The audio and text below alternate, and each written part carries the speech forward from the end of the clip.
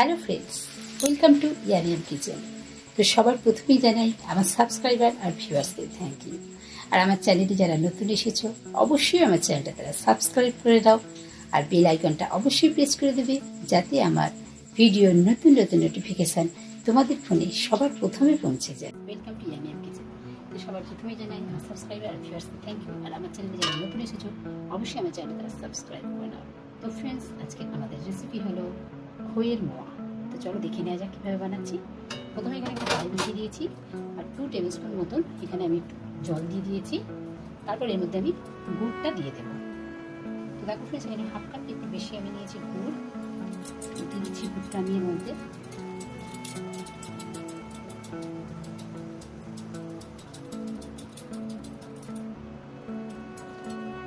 দেখো ফ্রেন্ডস, এখানে আমাদের গুড়টা খুব সুন্দরভাবে ফুটে, এইভাবে আমাদের গুড়টা দেখো কত সুন্দর ফুটছে। তো গুড়টাকে আমরা একটু ভালোভাবে জাল করে নেব, একটু চিটে আসা অবধি। দেখো ফ্রেন্ডস, কি করে বুঝবো আমাদের গুড়টা ঠিকঠাক হয়ে গেছে?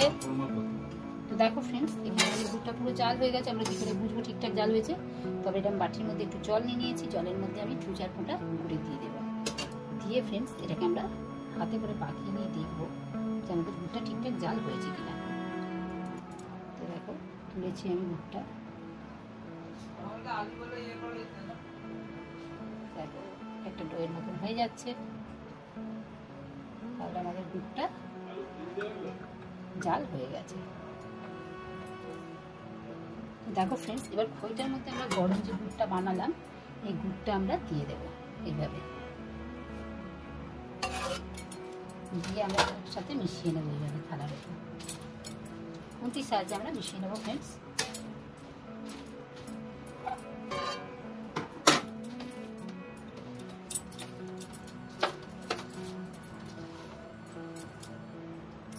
দেখো ফ্রেন্ডস, এইভাবে আমরা গোল গোল করে পাকিয়ে নেব, নিয়ে আমরা একটা একটা মোয়া বানিয়ে নেব।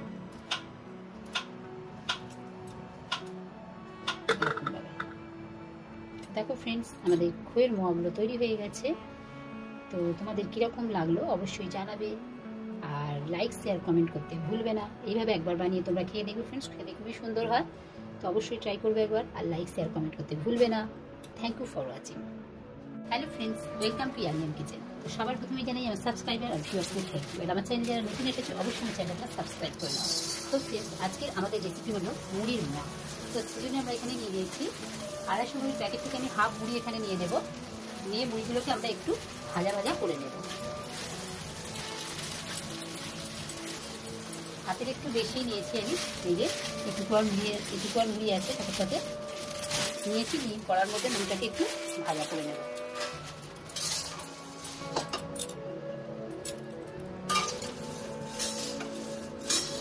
এভাবে ফ্রেন্ডস আমাদের একটু মুড়িটাকে মুচমুচে করে ভেজে নিতে হবে, তাহলে মোয়াগুলো খুব সুন্দর হবে। তো দেখো ফ্রেন্ডস, আমাদের এখানে মুড়িটা ভাজা হয়ে গেছে।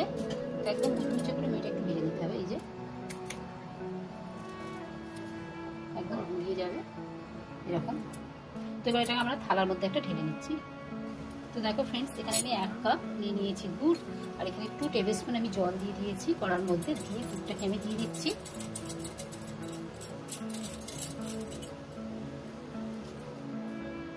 তো দেখো ফ্রেন্ডস, গুড়টাকে আমাদের খুব ভালো করে জাল করে নিতে হবে। এইভাবে ফুটিয়ে আমাদের খুব সুন্দর করে এটাকে আমাদের জাল করে নিতে হবে। দেখো ফ্রেন্ডস, এইভাবে গুড়টা আমাদের কত সুন্দরভাবে ফুটছে। তো এইভাবে আমাদেরকে ফুটিয়ে একটা সুন্দর চিটে করে নিতে হবে গুড়টাতে। তো দেখো ফ্রেন্ডস, আমরা কি করে বুঝবো যে গুড়টা আমাদের পুরোপুরি সুন্দরভাবে জাল হয়ে গেছে আর চিটে হয়ে গেছে? তার জন্য আমরা এরকম একটা বাটি নিয়ে নিয়েছি, বাটির মধ্যে একটু জল দিয়ে দিয়েছি, আর এর মধ্যে আমি 2-4 ফোঁটা গুড়ের দিয়ে দিলাম। তো দিয়ে আমরা এটাকে দেখবো এবার এইভাবে হাত দিয়ে এটা কিরকম চিটেটা হয়েছে কি ঠিক। এই দেখো ফ্রেন্ডস, এখনো এটা আর একটু হবে, চিটেটা হয়েছে কিন্তু এটা আর একটু হবে।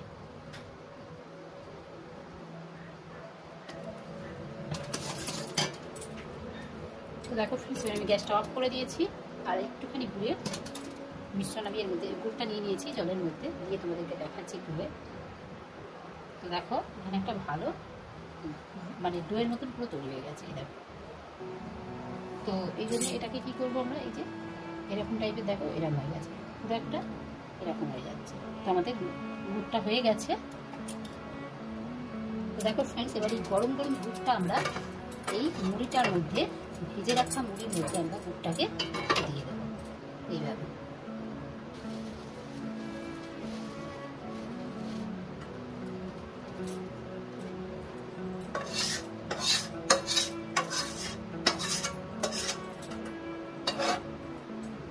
দিয়ে দিলাম ফ্রেন্ডস এর মধ্যে, দিয়ে এবার এটা আমরা খুন্তির সাহায্যে এইভাবে প্রথমে পুরো মুড়িটার সাথে এটাকে মিশিয়ে দেবো ভালোভাবে।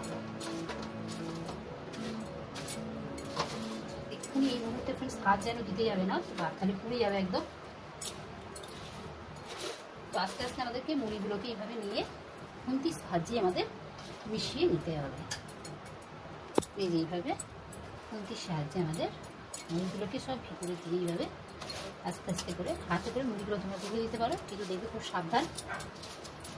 এইভাবে আস্তে আস্তে দিয়ে আমরা মুড়িগুলোকে পুরো গুঁড়ের মধ্যে দিয়ে নেব। দিয়ে এইভাবে মাখিয়ে মাখিয়ে আমাদের নিতে হবে।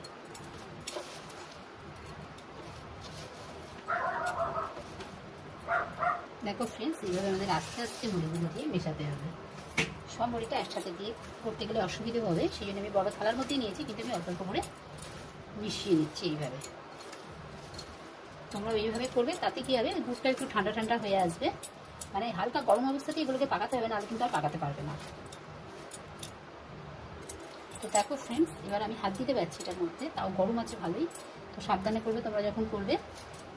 আর এইভাবে করলে পুরো দারুণ সুন্দর মুচমুচে একটা করে আর শক্ত শক্ত পুরো মুড়ির মোয়াগুলো তৈরি হবে। তোমরা এইভাবে আবার ট্রাই অবশ্যই করবে ফ্রেন্ডস। এই দেখো কত সুন্দরভাবে বাঁচছে মুড়ির মোয়াগুলো।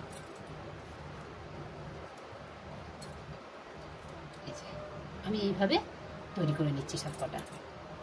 তো দেখো ফ্রেন্ডস, যখন থালার মধ্যে আটকে যাবে, উঠতে চাইবে না, থালাটাকে অল্প করে একটু আঁচটা মানে এটা লো ফ্লেমে একদম আস্তে করে একটু গরম করে নিতে, দেখবে এইভাবে আবার উঠে যাবে।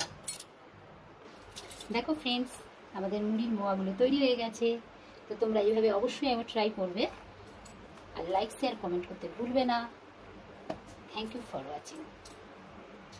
তো দেখো ফ্রেন্ডস, আমাদের গুড়ের নারকেল নাড়ু তৈরি হয়ে গেছে। তো তোমাদের কীরকম লাগলো অবশ্যই জানাবে, আর এইভাবে নারকেল নাড়ু বানিয়ে ভগবানকে অবশ্যই অর্পণ করবে। আর কীরকম লাগলো অবশ্যই জানাবে, লাইক শেয়ার কমেন্ট করতে ভুলবে না। Thank you for watching.